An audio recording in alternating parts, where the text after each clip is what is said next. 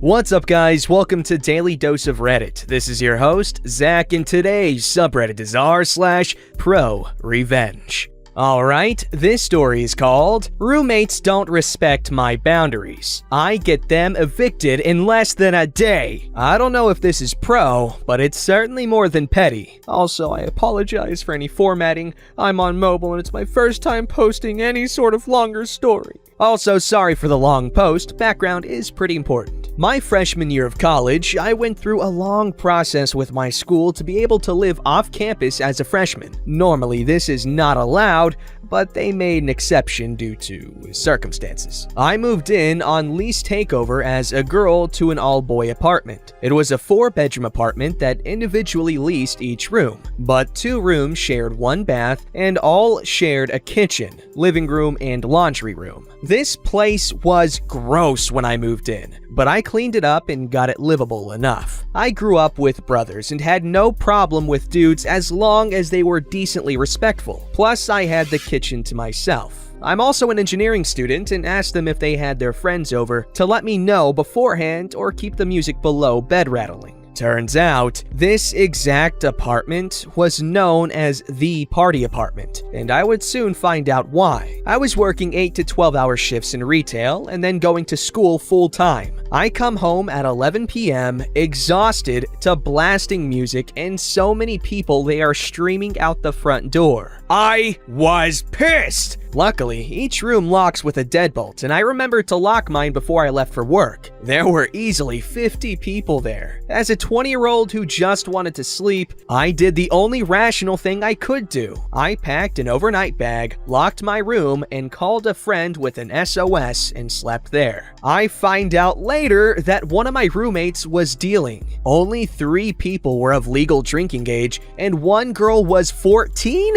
The girlfriend of one of my roommates was still in high school and invited all of her friends, who invited more people. The cops busted the party, but luckily didn't card anyone, so no one was arrested. Now, I felt like I could reasonably deal with this. Then they started to use my things in the kitchen, steal my food, and the last straw was when they dented my kitchen knives that I had just purchased. Brand new knives that now had nicks in the blade like they sword fought with them. Mind you, I communicated all of my grievances that weren't super minor, like using my laundry soap, with them and asked that my boundaries be respected. Their guests would throw up and poop in the toilet. They would try to enter my room to use my bed while I was sleeping. The girlfriend of one even ended up coming into my room to stare at me. I woke up when I forgot to lock my door to tell me 4 people were coming over. My food and my items were still being taken and damaged, and I grew tired of it all. I attempted to befriend the various roommates in an effort to get them to be more courteous, but the information I got was even better. Remember how I was a lease takeover? Yeah, our apartment not only required the necessary paperwork, they also required a lease takeover fee. I find out that my roommates are friends of the people on the lease. Their friends upgraded to a different apartment complex and didn't want to pay that fee. My roommates hadn't paid the takeover fee or signed any paperwork putting them on the lease, so the original leaseholder wasn't living there. I keep this information for later. A few weeks pass and the parties are smaller but still happening. Then one day I am discussing painting my room due to the marks on the walls from the previous tenants. Our apartment allowed you to paint if it was 1, approved first, or 2, you painted it back before move out. The maintenance guys were super sweet and let me pick a custom color for my room, a pretty light sky blue. Bought it for me and helped me paint my room. My roommates find out I painted and ask about it, not knowing what would happen later. They didn't paint their room, they spray painted it. Not with any vulgar or even gang symbols, but spray painted it. The parties continued, but now they let their guests sign the walls in various Sharpies. This was the moment I realized was the time. I ended up taking pictures of the room on Snapchat and saved them to my camera roll. I knew that my apartment complex wouldn't do anything about the parties and could even blame me for the underage kids. Plus, the items I stored in the common areas were fair game according to legal terms about a shared space. I first speak with the building manager about the parties. I was right, there isn't anything I can do but call the cops. I can complain all I want about the condition of the house my roommates cause and the theft and damage of my belongings, and they won't do anything. They didn't even seem bothered when I spoke to them about 2 out of 4 of us living there not being on the lease. The other one that was on my side was chill, and I didn't have a problem with. As long as rent was paid on time, it seemed they weren't going to do anything. After all this, I pull out my camera roll and tell this nice lady to scroll as long as she wants, as I took about 15 pictures on just the one room. She gets mad and starts babbling on and on about gang graffiti, and she won't have it. I knew there were no gang symbols whatsoever on the walls, just dumb kids, but it didn't look good. I didn't correct her and reminded her that the rooms in question were the ones where they weren't even legal tenants there. I locked as much as I could remember to grab my things from the kitchen in my bedroom beforehand and was headed straight to work. So I didn't even get to see the devastation as 2 office workers evict them in hours. They weren't the legal tenants and had clearly stayed over the 7-day guest limit. They had to pack up as much as they could and were out by the time I got home from my shift 10 hours later. I got a lot of hateful and threatening messages from the girlfriend of one of them. I don't remember the exact words as this was a few years ago, 2016, and I didn't save it for more than a year. I did save them once she started threatening me with stalking and physical harm. I stayed polite and neutral in my responses in case I would need to take them to court. They did get one small revenge in that I remembered to lock up my pots, but in my hurry, I forgot the lids. They stole my lids to all cookware, even my crock pot. They also took all my food they can grab and put it in the now topless crock pot with all of my spices too, and left it on. I'm not sure what liquid was used, and I don't ever want to know. But I ended up paying the rent of a 1-bedroom for 4 bedrooms when the last roommate's lease ended a few months later. The rooms were leased individually. Also, the now former roommate's friends that were on the lease had to come in, clean, and repaint the walls white. Do you know what happens when you put water-based white paint over red and black colored permanent marker? He eventually hired a guy to make it look right. I heard it took 9+ layers in some areas, and others were entirely speckled. That's not right, but it was a special paint that wouldn't let the ink from the marker bleed through, and was super thick. Hey. I felt bad for the original leaseholders as they were now stuck with the damages, had to repaint, and still had to pay rent on this apartment. I had met with and was cool with them, even tried helping one guy paint a bunch, and told him I had no beef with him. I apologized the way things worked out and he wasn't happy with me, but also didn't blame me. I reasoned it with they knew they were breaking the terms of their lease and exactly who their friends were when they didn't transfer the lease. If they hadn't repainted the room the way they did, the complex manager wouldn't have done anything. Okay, well, the way she handled that was pretty cool. Also, I applaud her patience with the whole thing, because she had to live with that for like, what, at least a month or something? That's ridiculous. Good job, OP.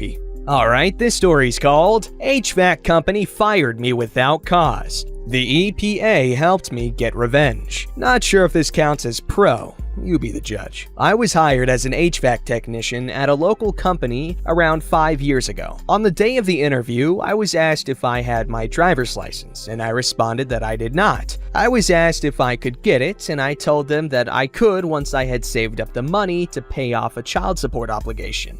Due to an auto accident, I was unable to work for nearly 2 years, and the child support just piled up. In my state, they can and did revoke my driver's license, but not my state refrigerant license. I was hired anyway and paired with another technician who drove one of the company trucks, and we made a rather good team. However, I began to notice some seriously concerning behavior, but before I get into that, let me explain something. In order to work as an HVAC technician that can transport and handle refrigerants, one must have a refrigerant license. To get this license in my state, I had to attend a community college for 6 months, complete all of the required classes, and then take an exam that is administered by the State Refrigeration Board. Much of this exam requires a thorough knowledge of Environmental Protection Agency guidelines, requirements, and, most importantly, laws. It is illegal to improperly dispose of refrigerant. It must be recovered, reclaimed, and/or recycled. This was something that was drilled into our heads. The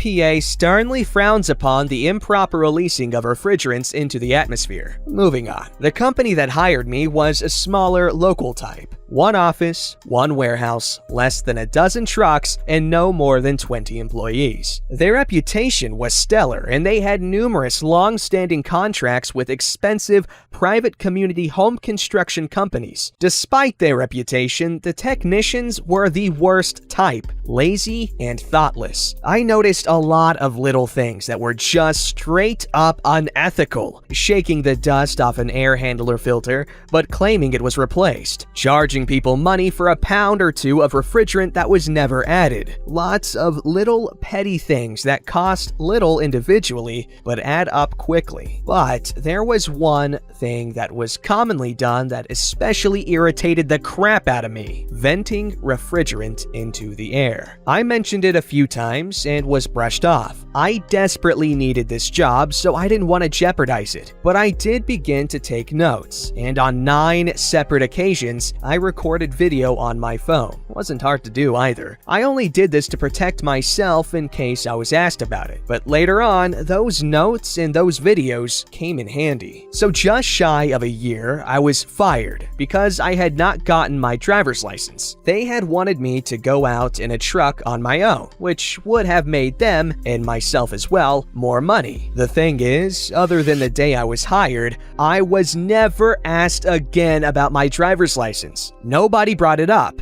I had been slowly paying my debt off, but had not yet saved up the money to pay all of the fees necessary to get my driver's license back. I tried to file for unemployment and was denied, based on the grounds that the employer said that I failed to acquire a license that was necessary for performing my duties. Here's the good part. The EPA will pay up to $10,000 for evidence of every instance of improperly venting refrigerant into the atmosphere. If you go to your local Walmart and pick up a can of refrigerant for your car's AC, you can actually read the EPA statement on the label. It warns you that you can be punished with fines, imprisonment, or both. You can learn more here.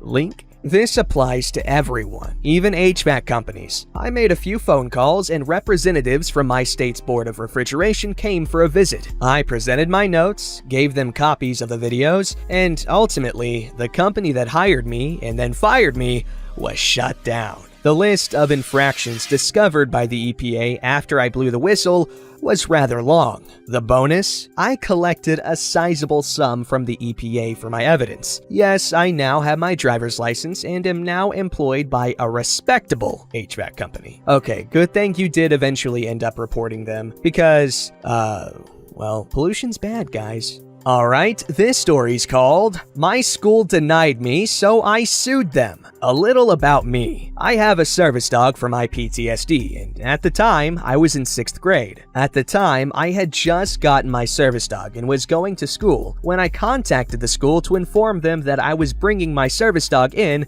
they flat out refused to let my service dog in the school, which, where I live, it is illegal to deny a service animal access to somewhere without a good reason. So for months after that, I continued in that school without my service dog, which was very hard because he would also help me to stop inflicting self-harm. So after the denial, I was constantly bullied because of it, not just by the students, but by the teachers as well. And after one day, after months of this, I snapped from one teacher's comment who said, "I will amount to nothing in life." After that day, I told my parents what was going on, along with most of my class, them saying what the teachers and other students had said behind my back because I needed a service dog. They were furious, and they ended up contacting the Human Rights Tribunal, who took the case, and they sued the school for discrimination. We ended up winning the lawsuit, and now the school is in threat of closing down. I later found out that the teacher that was bullying me the most got fired. In other words, don't mess with a disabled kid. Okay, that school deserves to burn down. I'm very glad it worked out in the end, but that is just horrible. To make someone feel bad about something like that is just, well, it's stupid. Alright guys, last up, I know I haven't done this in a while, but it's because it's a pain in the ass to find a wholesome story. It's not like you can just search wholesome story and a whole bunch of wholesome stories of good quality show up. No, you gotta scroll through a whole bunch of crap. Anyway, today we have another wholesome story called, another wholesome story from Japan. This just happened yesterday. I needed to print some documents for a job interview, so I stopped by a Lawson convenience store along the way. When I got to the copy machine, I saw a senior man standing in front of it and looking pretty lost. The following exchange happened in Japanese. "May I use the machine?" Go ahead. Realizing how lost he was, "Do you need a copy?" Yes. "What do you need to copy?" The man passed me his bank book. I put it inside the copier, taking care not to look at his personal information. I walked him through the steps to make a copy, and I passed him the copied sheet while again taking care not to look at his personal information. Thank you very much. The man leaves as I pull out my own documents to get to business. Then I realized that the transaction wasn't over and I had forgotten to give the man his receipt. I felt a twinge of guilt, but I figured that over a 10 yen copy, he should be fine. This was a situation where I wasn't obligated to help a customer, but I thought it was the right thing to do. In addition to this, I would have been waiting much longer if I went to flag down a staff member who already had lines of customers at the registers. It was just faster to help him out and get him on his way. "Ha, you tried to disguise this story as a wholesome story where you're a good person, but look at you, you're nothing but a thief." You know what that man could have done with that 10 yen? Not very much. I'm joking, obviously. Good on you for helping someone out when you knew you could. You're a good person. Good job. Don't forget to like, subscribe, and hit that bell to never miss an episode.